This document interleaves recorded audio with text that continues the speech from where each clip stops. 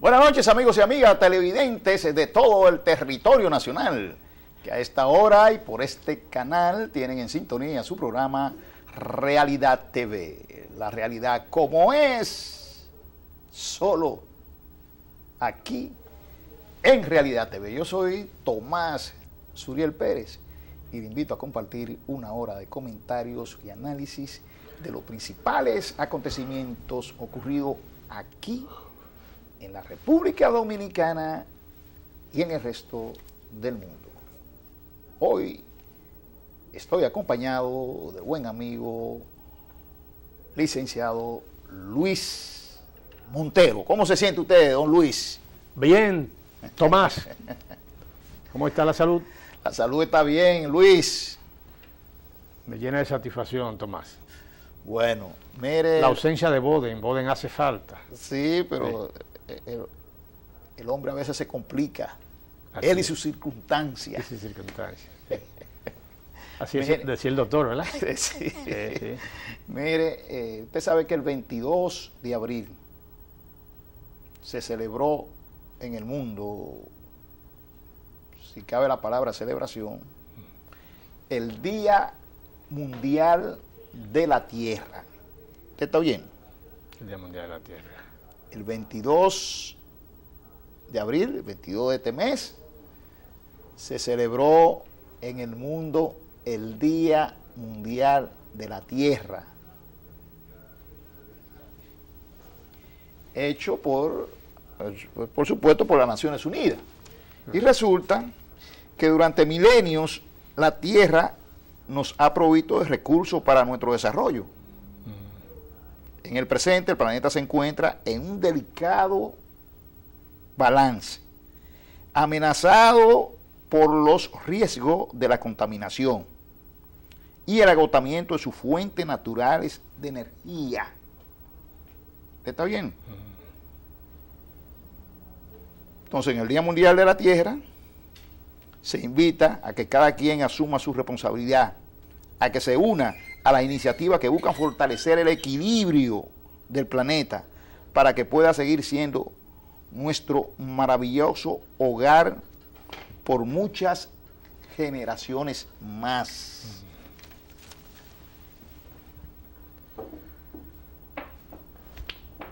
Es un cuerpo que nuestra generación la ve como un cuerpo sólido, sin importancia. Hay quienes ven la Tierra como un fenómeno sin importancia. Sin embargo, el equilibrio del ecosistema descansa fundamentalmente en el tratamiento que nosotros le demos a nuestra madre Tierra. El calentamiento del globo, el calentamiento de la Tierra, es consecuencia del pinche que se da en la estratosfera, y eso provoca precisamente que esos rayos ultravioleta pasen directamente a la Tierra y provoca el calentamiento de la Tierra y la desaparición de muchos de los componentes de esa Tierra que son los que garantizan el ecosistema. Hay microorganismos que están en la Tierra que uno no lo ve, pero que son los que garantizan el equilibrio del ecosistema. Claro, claro. Mire, el asunto es que hay que crear conciencia en el ser humano, que somos los que estamos habitando el planeta Tierra, porque si nosotros, los humanos, la raza humana, que es la que habita el planeta, fundamentalmente la habitan otras especies, bien, pero las otras especies no dañan el planeta, el que daña el planeta es el hombre, ¿verdad? Entonces, crear conciencia, sobre todo en aquellos que tienen la capacidad de tomar decisiones, grandes y pequeñas, para que protejamos el planeta. Mire, yo le voy a poner, porque no es bueno, no vamos a teorizar mucho sobre este asunto. El planeta hay que protegerlo. Le vamos a poner un video que hay ahí, que llama a una reflexión sobre el plástico y el daño que le está haciendo al planeta. Yo no sé si el señor director tiene ya el video en Q. Si lo tiene, por favor, vamos a verlo. El plástico ya invade cada rincón del planeta. Hay plástico en los océanos, en el Himalaya, en los ríos. Y también está presente en forma de microplásticos en el agua del grifo, en el pescado que comemos, en la sal de mesa que condimenta nuestra comida e incluso en el intestino humano. El plástico empezó a usarse de forma masiva después de la Segunda Guerra Mundial. Las ventajas en cuanto a resistencia, durabilidad, ligereza y versatilidad hicieron que se extendiera como la pólvora. Pero ahora, más de 50 años después del boom del plástico de un solo uso, inunda cada rincón de la Tierra. Los científicos ya han documentado más de 700 especies de animales marinos con plástico en sus estómagos o que mueren enredadas en este material. Y estiman que para el año 2050 todas las aves marinas del mundo ingerirán plástico de forma habitual. Actualmente solo se recicla 1 de cada 5 productos de plástico. Y el problema no son solo las grandes bolsas flotando en el mar o los envases en los que quedan atrapadas las tortugas. Cuando el plástico se degrada, no desaparece, se convierte en microplásticos. Estas diminutas porciones de lo que un día fue una bolsa, una pajita o un bastoncillo para los oídos, terminan incorporándose a nuestras vidas de nuevo. Ya se han encontrado trazas de este material en nuestra comida, en el agua que bebemos y en nuestro propio organismo. Ya no es suficiente con reciclar lo que producimos. Hay que dejar de usar plástico para todo.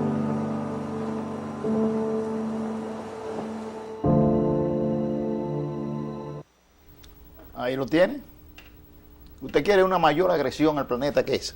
Entonces, lo que habría que preguntarse, Luis, ha comenzado ya una campaña mundial para depender de vez en más, no depender del plástico. No depender del plástico. Los países desarrollados han comenzado a tomar medidas, en Francia, en Inglaterra, etcétera, etcétera. En Puerto Rico, que estamos cerca, ya han comenzado a tomar medidas. Y aquí, yo quiero saber qué estamos proyectando nosotros para el futuro adoptar en materia de plástico aquí en República Dominicana. Me gustaría saber que el Ministerio de Medio Ambiente dijera qué piensa hacer, qué política piensa implementar, presente y futuro, para ir disminuyendo considerablemente el uso del plástico en el país. Y sería bueno también preguntar al que representa medio ambiente ante la Cámara de Diputados, ¿qué hizo él con un anteproyecto que se le envió en la que planteaba ese anteproyecto planteaba la creación de un consejo permanente para discutir todo y cada uno de esos problemas y para que la República Dominicana presentara ante las entidades internacionales cada vez que se reúnen para discutir el tema del calentamiento global, llevar a posición conjunta unificada? Yo quiero que la Cámara de Diputados y el representante de Medio Ambiente diga qué hicieron con el anteproyecto, que habla sobre la constitución de un consejo de medio ambiente, un consejo para discutir los temas ambientales y que se discutiera a nivel de los países de América Latina. Entonces, es necesario producir lluvia de ideas y que den respuesta sobre esa situación. Bueno, ojalá... Y oye bien lo que te voy a decir, Suriel. Oye, el mar está lleno de plásticos, pero las plantas marinas han desaparecido. Entonces, ¿qué garantiza si esa planta marina ha desaparecido y el mar está lleno de plástico? Cuando se continúen desprendiendo el hielo de los casquetes polares, Suriel, que suba el agua de los mares y que se registren los ciclones que surgen en el África, en el África y que atraviesan por el Caribe. ¿Cuál es la contraparte? ¿Quién va a contrarrestar esos vientos huracanados cuando las plantas de los mares han desaparecido y lo que encontramos en los mares son gran cantidad de plástico? Bueno, el asunto... El tema, escúchame para terminar, el tema del calentamiento global, los gobiernos lo están tomando como algo así, y eso es algo que nos va a joder a todos, ¿eh? Bueno, hay muchas autoridades irresponsables que lo que piensan en el día a día y en dónde está lo mío, etcétera, y no están planteándose a nivel estratégico una política a seguir. Porque ya es tiempo, con todo esto lo que se ha venido haciendo y experiencias que se están tomando de otros países, ya hay tiempo que en la República Dominicana las academias, los científicos, estén contemplando qué vamos a hacer con el plástico, qué vamos a hacer dentro de 10 años con el plástico en el país. Vamos a seguir permitiendo que siga contaminando Parece que hay una nuestro territorio. Parece que hay una iniciativa. Bueno, Porque pero me estuvo óyeme, diciendo- no es que parece, que tiene que haber una política. Bueno, vamos a tener plantas de reciclaje de plástico. Sí. Con esto vamos a hacer esto. Le vamos a poner un pasivo ambiental a las empresas que producen plástico. ¿Verdad? Un impuesto, un pasivo ambiental a las empresas que producen plástico, a las que importamos, de las que importamos plástico y de las que producen plástico aquí. Entonces hay que tomar una serie de medidas. Sí, por ejemplo, Porque eso hace que se proteja el planeta. correcto. Mira, en los supermercados, en mi casa me dicen que los supermercados, la cantidad de funda plástica que daban la van reduciendo. Sí, pero y han sí. planteado, ustedes tendrán que venir con bolso a comprar. Bueno, pero ya es tiempo, pues, eso es elemental, la bolsa. Bueno, tu mamá, mi mamá, tu abuela y la mía compraban en Macuto. Bueno, pero Iban con Macuto a comprar. ¿Verdad? Entonces, tenemos que volver a esos tiempos porque tenemos que proteger el planeta. Bueno, pues si tenemos que volver a esos tiempos, volvamos. claro, porque hace Pero tú vas a un supermercado y te dan toda la funda que tú quieras. te daban, ya no dan. No, te la dan. Yo voy, No. óigame, no me digas que yo voy al supermercado. Pero El los supermercado muy conocido. Pues los españoles, Óyeme, los españoles, sí, el supermercado español. Yo voy al supermercado conocido y yo cojo la funda que yo quiera. No hay límite. Entonces, por ahí debe de comenzar, por lo elemental que es la bolsa. Pero si en Puerto Rico están limitando la bolsa. En Francia ya eso es tiempo que eliminaron eso. No se puede usar plato, ni cubierto, ni vaso plástico. Entonces, ¿cuándo que nosotros lo vamos a hacer? aparte de que es nocivo a la salud.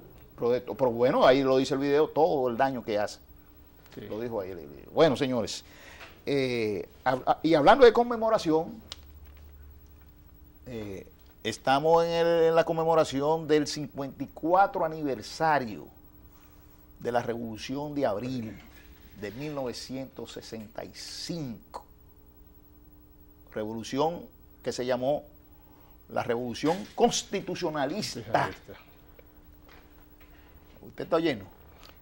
Porque era una revolución que pedía la vuelta y el respeto a la Constitución de 1963,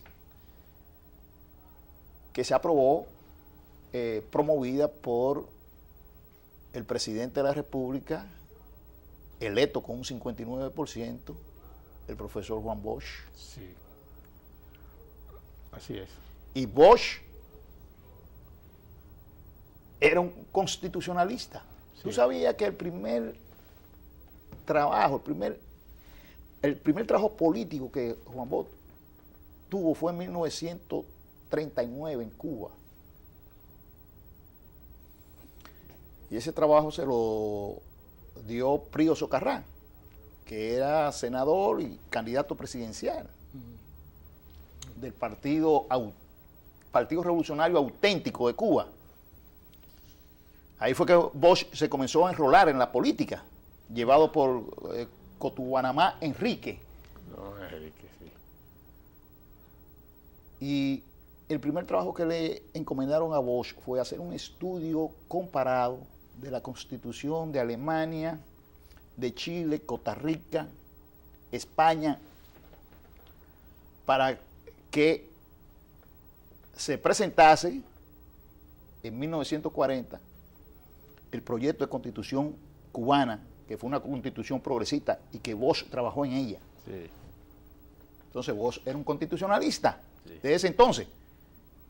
Lo fue con la constitución del 63 y lo siguió siendo cuando encabezó una revolución constitucionalista como fue la revolución de 1965. Muy bien, el proyecto, tú como politólogo has identificado el proyecto constitucional de Don Juan. Es una pieza que tiene grandes reformas, profundas reformas, y es comparada con la Constitución de Moca.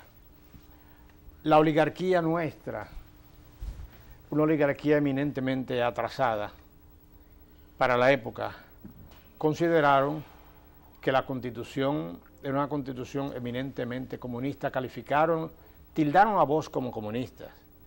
Y esa Constitución del 1963, que planteaba grandes reformas, muchísimas reformas, para la época era lesivo, porque vivíamos en el atraso de una oligarquía nuestra, que ha ido avanzando poquito a poquito, pero aún mantiene un sentimiento eminentemente atrasado. Y reflejo del atraso de nuestra burgueses de hoy, que muchos pasaron a ser burgueses, es la resistencia que operan en cuanto al sueldo o salario que deben pagar a los trabajadores. Eso refleja precisamente niveles de desconocimiento de lo que es la economía. Cuando Don Juan en todos momentos planteó que en la medida que usted le paga buen sueldo a los trabajadores, hay un movimiento económico. En la medida que un producto usted lo vende a un precio, a buen precio, de acceso al mercado, en esa misma medida, usted vende más y por vía de consecuencia gana más. Entonces, esa es la realidad de nuestro país, Suriel. Yo recuerdo, Suriel, hace 53 años, en mi ciudad natal, La Romana, cuando estalló la Revolución de Abril de 1965, docenas de exmilitares, veteranos, visitaron la fortaleza Santa Rosa de Lima. Y en ese entonces, ellos fueron a la fortaleza Santa Rosa de Lima y quien los recibió fue el coronel, siempre recuerdo, el coronel Bucareli, le decían Bucarelis, en la fortaleza Santa Rosa de Lima. ¿Tú sabes lo que le dijo el coronel Bucareli a ellos? Bueno, nosotros tenemos las armas y estas armas que nosotros tenemos es para defenderlo a ustedes. Fueron cientos de veteranos a buscar armas para el problema de la defensa de los aeropuertos, el aeropuerto de Buenavista en la ciudad de La Romana. Recuerdo que en ese entonces Nando Camacho, los Heuer de Romana, también estaba Marco Morales, que había sido veterano. Había un grupo de militares que estaban motivados en torno a lo que es defensa de la soberanía nacional y fueron a buscar armas a la fortaleza Santa Rosa de Lima. Y esa fue la expresión del coronel Bucareli, que en paz esté si está muerto, porque hace 53 años tiene que estar muerto ya. Era un coronel del ejército. Tenemos grandes vivencias sobre la Revolución de Abril de 1965, porque yo tenía un hermano de crianza que hicimos toda la diligencia, ver cómo conseguíamos un camión para venir a escondida de nuestro padre a la capital, a la Revolución de Abril de 1965. Son acciones propias de muchachos, que quizás no estuviéramos vivos, quizás hubiésemos estado muertos, ¿verdad? Pero la Revolución de Abril de 1965 tiene su secuela de cosas buenas, tiene su secuela de cosas malas, y lo más importante que tiene, Suriel, tú tienes problemas, lo más importante que tiene la Revolución de Abril de 1965, que hubo un triunfo, porque hubo un desarrollo cualitativo de los grupos humanos de las clases sociales, y se convence una vez más que este es un pueblo bravío, con fortaleza y con capacidad para defender su soberanía. Bueno, así mismo es. La Revolución de Abril del 65 está considerada como el acontecimiento más importante del siglo XX y de los 3 acontecimientos históricos que ha tenido la República: independencia nacional 1844. Restauración, 1863, es la Revolución de Abril, el tercer acontecimiento de mayor importancia en la historia de República Dominicana. Así que estamos en la conmemoración del 54 aniversario de esa gesta patriótica. Vámonos a una pausa y en breve estamos con ustedes.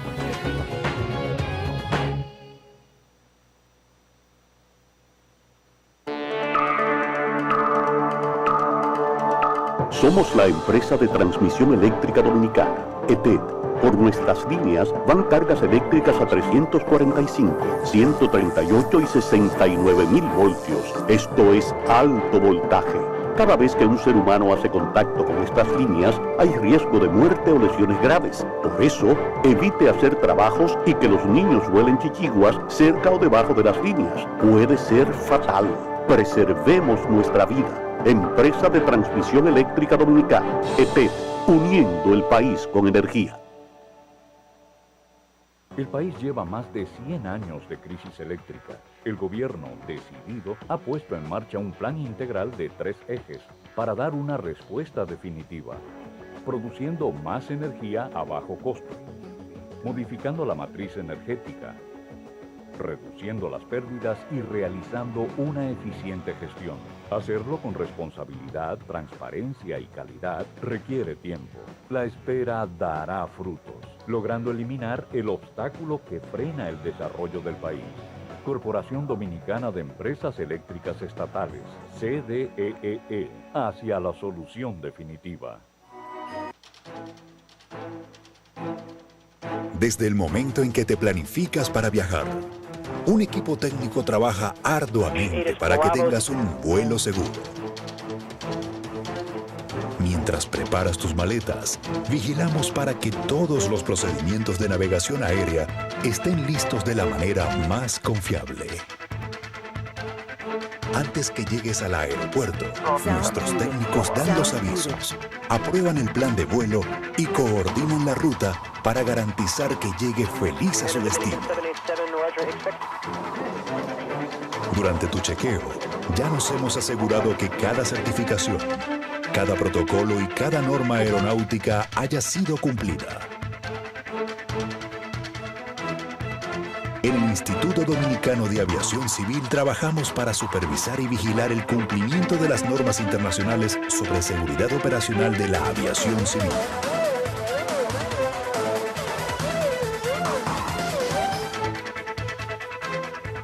Estamos dentro de los países con mejores niveles de cumplimiento con los estándares internacionales de la Organización de Aviación Civil Internacional, OACI. Haciendo mejor lo que hemos hecho bien. Instituto Dominicano de Aviación Civil IDAC. Garantía de la seguridad operacional de la aviación civil. Volando hacia la excelencia.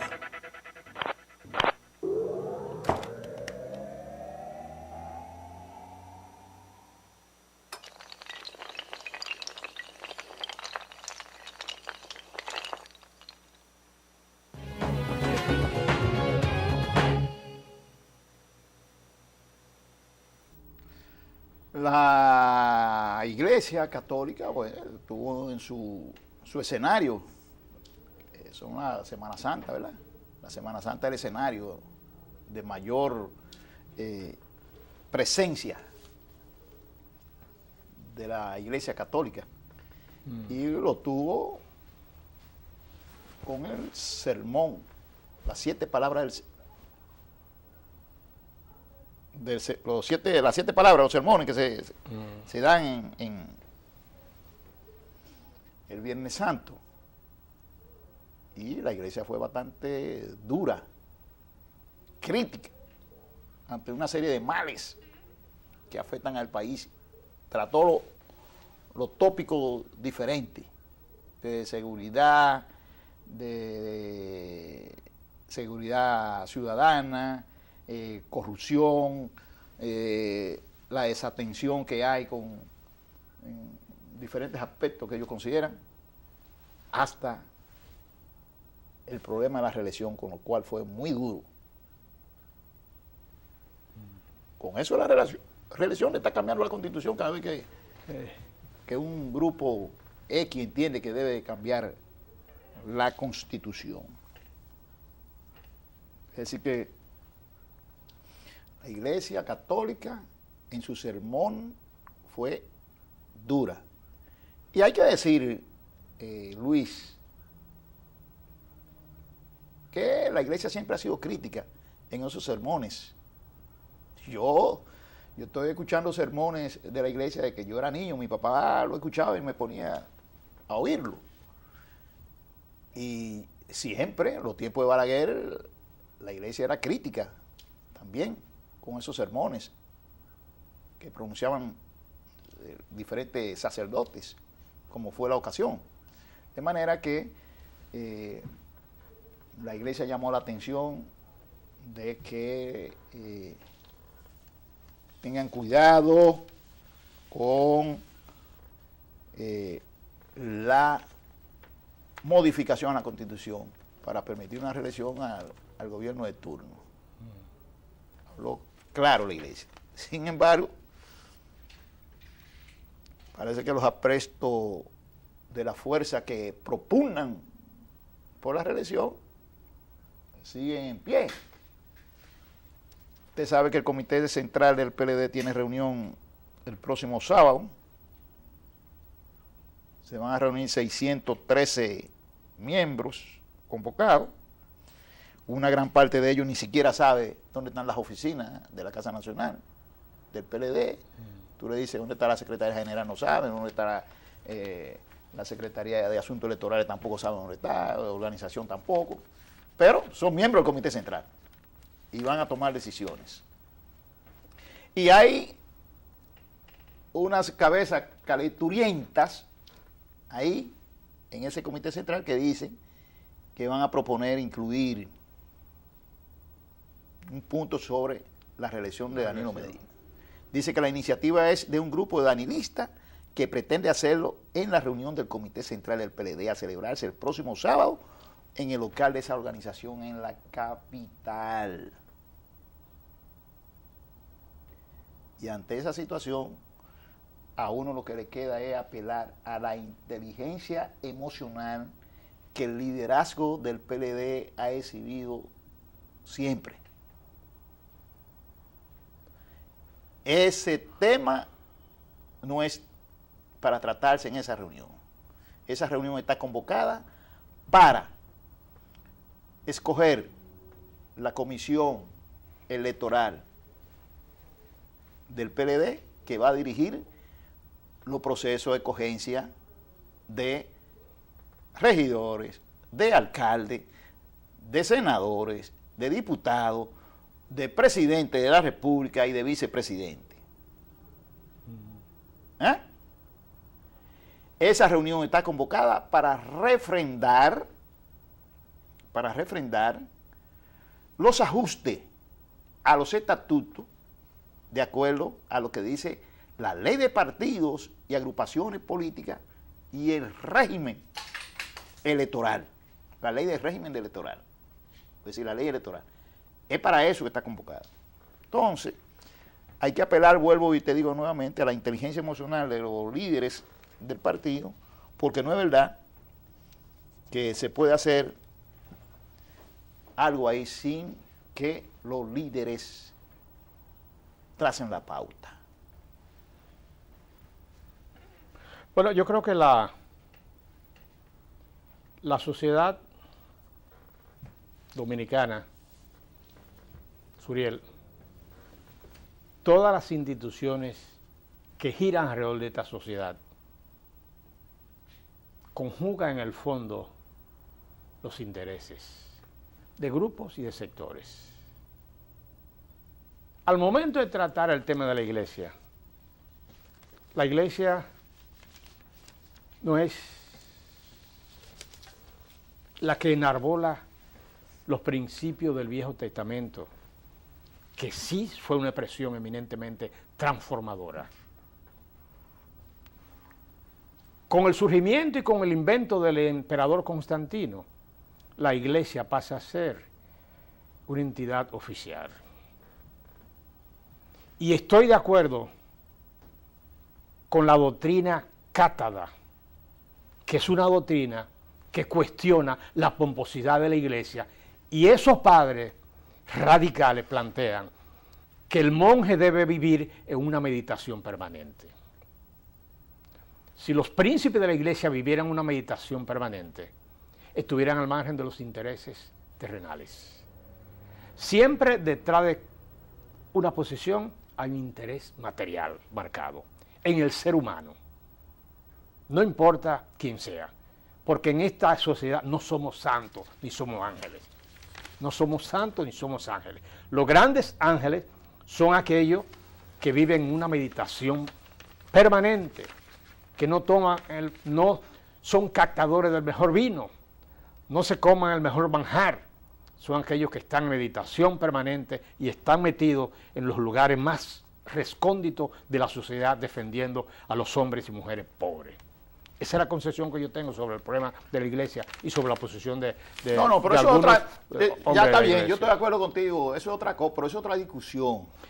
La iglesia como ente social predominante ha fijado posición sobre un tema candente que es el de la reelección.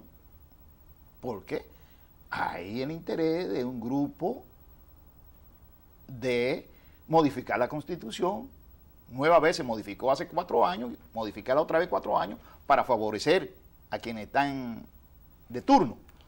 Y hay otro sector de la sociedad, tal vez mayoritario, que se opone a eso. Yo estoy de acuerdo con lo que tú dices de la iglesia. Precisamente sobre la pomposidad de la iglesia, en el día de hoy, Marcos Villamán escribió un artículo muy interesante. No está aquí, ha resucitado, refiriéndose a Jesús. Sí. Y oye lo que él dice. Vivir como Jesús es la condición para verle. Sí. Para verle vivo. Y si nos preguntamos cómo vivió Jesús, el libro de los Hechos lo asume magistralmente. Es decir, que para vivir como Jesús hay que comportarse como Él lo era. Como él lo era. Y eso, yo estoy de acuerdo contigo, pero ese no es el tema de la discusión, la pomposidad de las iglesias católicas o de la iglesia evangélica. Ahora, el asunto está en que ellos han fijado una posición y eso le da un espaldarazo a quienes se han opuesto a que se vuelva a modificar la Constitución de la República, porque ahí que está el asunto. Estábamos hablando ahorita de que en este país se hizo una revolución constitucionalista. Y estamos hablando de que el maestro, el político, el líder, Juan Bosch, era un constitucionalista. Y le referí desde cuando fue su primera actividad política, que fue en Cuba. Y fue tratando de hacer un estudio de la Constitución, un estudio comparado de las diferentes constituciones, para que le sirviera de base al proyecto de Constitución cubano de 1940, que era una constitución progresista. Y que la impulsó Pío Socarrán. Ahora, ¿tú consideras que lo que señala el Monseñor es una realidad? No, Estamos en los pies de una dictadura. Ah, bueno, ya. Yo no estoy de acuerdo con él. No, ya, bueno. No estoy de acuerdo con él. En términos científicos, no. Una dictadura no, una dictadura sabemos lo que compone. Ahora, cuando se habla de dictadura es cuando se habla del control de todos los poderes del Estado. Sí, que donde existe un equilibrio. Entonces, se han dado pasos que yo no hablo de dictadura, pero sí de una hegemonía. Sí. Una hegemonía, eso sí, estamos a la puerta de una hegemonía. Sí. Es decir, el partido que está gobernando controla todos los poderes, todos. Sí. Y debemos de tener cuidado en eso. Por ejemplo, fíjenme, ¿y cómo que el presidente de la Suprema Corte de Justicia es un militante que lo eligen y renuncia cuando lo eligen al Comité Central? Sí, Claro. ¿Y cómo es que el Procurador General de la República es un miembro del Comité Central? Es decir, tenemos que tener cuidado, y eso ha encripado a la sociedad, pero más ha encripado a la sociedad el hecho de que se ha pedido un juicio político para un tribunal porque emitió una sentencia. Entonces, hay requemor en la sociedad y hay una serie de elementos que se están dando que hay que ponerle atención. Sí, porque se está hablando de la calidad de la democracia. La calidad de la democracia. Pero Juan Bosch, Luis, para dejarte hablar, Juan Bosch hizo un análisis crítico de la democracia a finales de la década del 60. Ya él comenzó a hacerlo desde que le dieron el golpe de Estado, porque ahí está su libro Crisis de la Democracia en República Dominicana, 1964, después del golpe de Estado. Pero él siguió reflexionando, y 3 o 4 años más tarde, él hizo un análisis crítico de la democracia. Y Bosch consideró la democracia en nuestros países como una caricatura. Entonces, hoy estamos hablando de la calidad de la democracia. El PNUD de las Naciones Unidas acaba de hacer un estudio de la calidad de la democracia en República Dominicana. Y usó cerca de 80 indicadores que dicen que nosotros tenemos problemas de calidad de la democracia.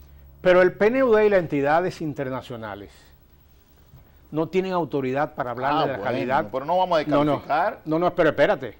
No tienen calidad para hablar sobre el funcionamiento de la democracia en estos países, cuando precisamente hace 54 años que un gobierno eminentemente democrático, que el país pudo avanzar con la presencia de Don Juan, le dieron un golpe de Estado y precisamente en la República Dominicana tuvo... Sí, pero no fue el PNUD que lo dio. O ha sido sometido a un estancamiento. Sí, pero no fue el PNUD que lo dio. ¿Entiendes? Ahora, no fue el PNUD. La democracia representativa descansa sobre la base de 3 poderes independientemente de uno u otro: el ejecutivo, el legislativo y el judicial. No hay independencia, hay independencia de poder. Entonces, eso es lo que están cuestionando, que hablan de dictadura, es porque dicen que no hay independencia de poderes. Sí, no hay independencia, pero nunca ha habido independencia de los poderes. Porque bueno, tanto el poder ejecutivo como el legislativo, el poder judicial, eso es político.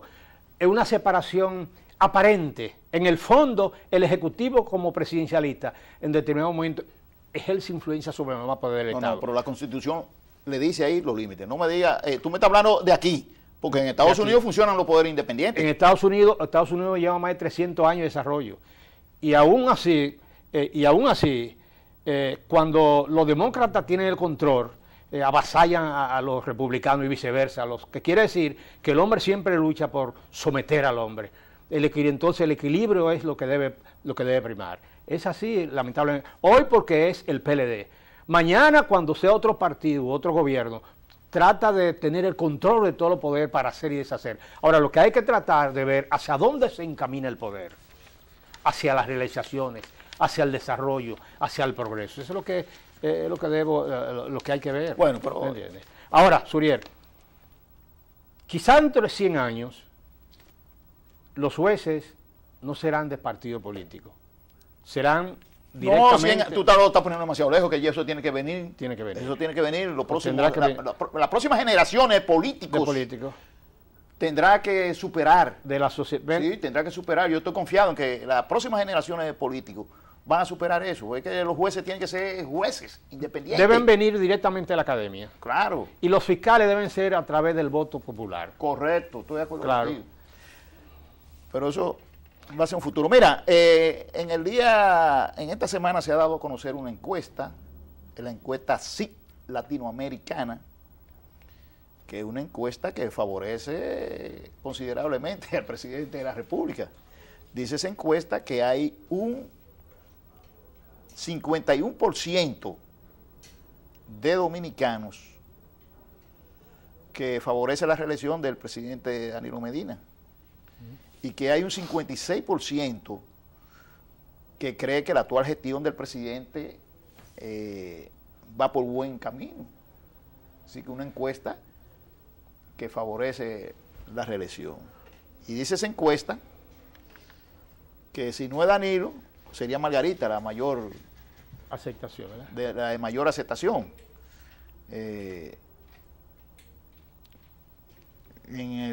el Partido de la Liberación Dominicana. Dice esa encuesta que si las elecciones fueran, en el 2020 se hicieran las elecciones, 39% votaría por Danilo si fuera candidato, 31% por Abinader si fuera candidato y 17% por Leonel Fernández si fuera un candidato independiente. Dice esa encuesta, ¿verdad?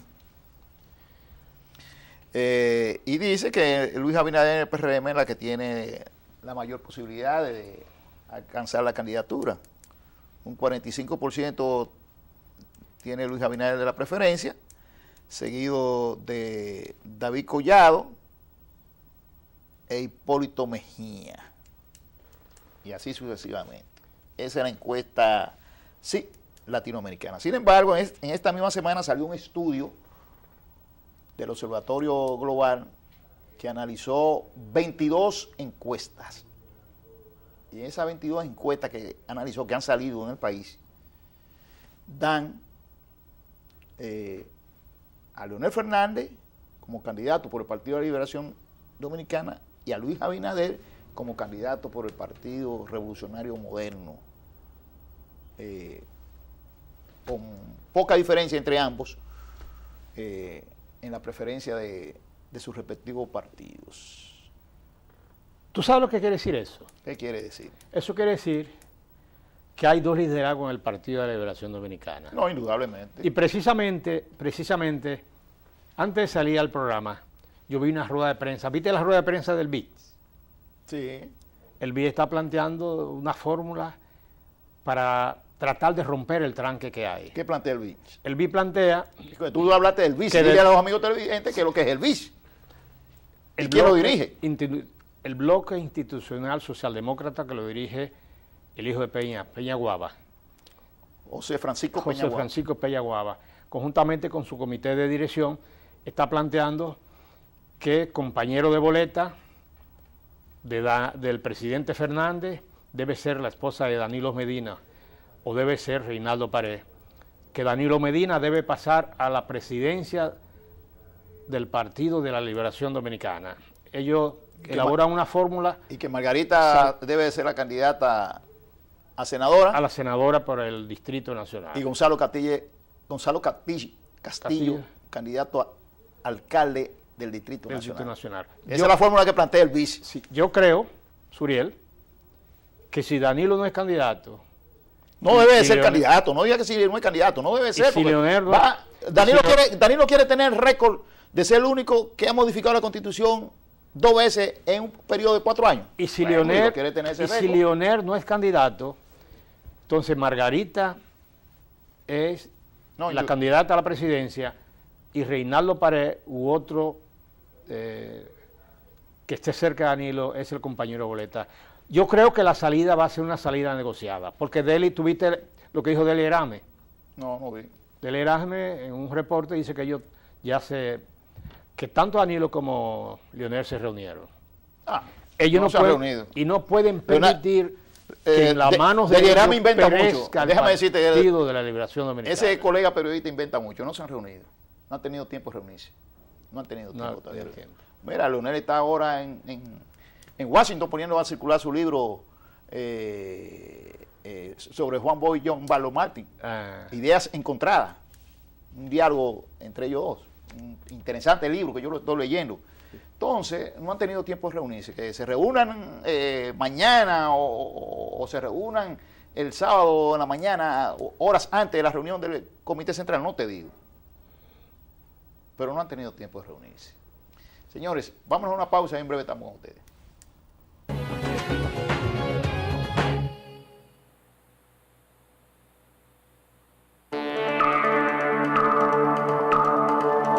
Somos la empresa de transmisión eléctrica dominicana, ETED, Por nuestras líneas van cargas eléctricas a 345, 138 y 69 mil voltios. Esto es alto voltaje. Cada vez que un ser humano hace contacto con estas líneas, hay riesgo de muerte o lesiones graves. Por eso, evite hacer trabajos y que los niños vuelen chichiguas cerca o debajo de las líneas. Puede ser fatal. Preservemos nuestra vida. Empresa de Transmisión Eléctrica Dominicana, ETED, uniendo el país con energía. El país lleva más de 100 años de crisis eléctrica. El gobierno, decidido, ha puesto en marcha un plan integral de 3 ejes para dar una respuesta definitiva, produciendo más energía a bajo costo, modificando la matriz energética, reduciendo las pérdidas y realizando una eficiente gestión. Hacerlo con responsabilidad, transparencia y calidad requiere tiempo. La espera dará frutos, logrando eliminar el obstáculo que frena el desarrollo del país. Corporación Dominicana de Empresas Eléctricas Estatales, CDEE, hacia la solución definitiva. Desde el momento en que te planificas para viajar, un equipo técnico trabaja arduamente para que tengas un vuelo seguro. Mientras preparas tus maletas, vigilamos para que todos los procedimientos de navegación aérea estén listos de la manera más confiable. Antes que llegues al aeropuerto, nuestros técnicos dan los avisos, aprueban el plan de vuelo y coordinan la ruta para garantizar que llegue feliz a su destino. Durante tu chequeo, ya nos hemos asegurado que cada certificación, cada protocolo y cada norma aeronáutica haya sido cumplida.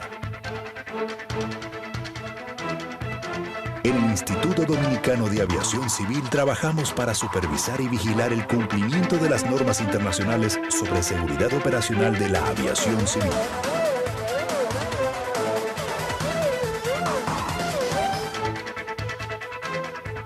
Estamos dentro de los países con mejores niveles de cumplimiento con los estándares internacionales de la Organización de Aviación Civil Internacional, OACI. Haciendo mejor lo que hemos hecho bien. Instituto Dominicano de Aviación Civil IDAC. Garantía de la seguridad operacional de la aviación civil. Volando hacia la excelencia.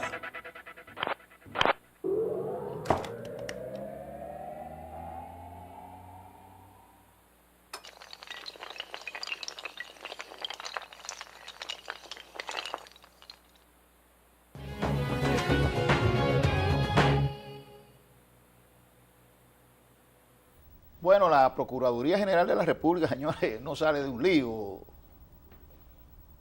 Ahora está metida en el pinche de teléfonos celulares.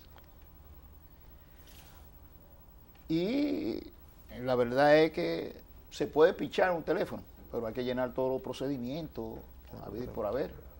Y se ha descubierto que la Procuraduría ha ampliado su lista de espías de teléfono cuyos celulares no tienen, cuyos titulares de los teléfonos no tienen ningún nexo con Odebrecht, porque eso es a raíz de la investigación del caso Odebrecht. Pero hay mucha gente que no tiene ningún tipo de vinculación con Odebrecht que le han sido pinchados los teléfonos. Entonces, lo que hay que ver aquí es si se ha cumplido con las leyes de República Dominicana. Porque si no se ha cumplido con la ley, entonces yo pienso que los afectados deberían de someter a los responsables de pincharle su teléfono sin la debida autorización de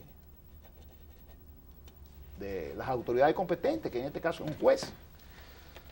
Así que en otro lío vuelve y se mete la Procuraduría General de la República, Luis, que es en pinchar teléfono. Está metida en ese tremendo berenjenal. Una acción eminentemente delicada. Y tenía la creencia que quienes estaban facultados para tener el control de manera específica de algunos políticos sobre la base de consulta eran los organismos de inteligencia, si estaban investigando políticos, si está en proceso de investigación sobre la base de un permiso, pero parece ser que la Procuraduría está introduciendo novedades, ¿verdad? Son escándalos. Novedades, no, introduciendo violaciones olímpicamente. Olímpicamente. Óyeme, en un Estado de Derecho y de institucionalidad tiene que venir que cuando un funcionario se cede, por eso existen la ley y la Constitución, cuando un funcionario se cede de sus funciones, se le somete al control. Eso tiene que venir en este país, porque si no, no podemos hablar de Estado de Derecho. ¿Cuál Estado de Derecho? Bueno, la si generación. Tú puedes violar, si lo viola el ciudadano común, lo viola el funcionario, lo viola todo el mundo, ¿de qué Estado de Derecho me están hablando? Entonces, este caso es para que se le ponga atención. Mira, Luis, ya en la parte final del programa, un acto terrorista que ha dejado cerca de 320 muertos tuvo lugar en Sri Lanka. Eso fue ahora con motivo de la Semana Santa.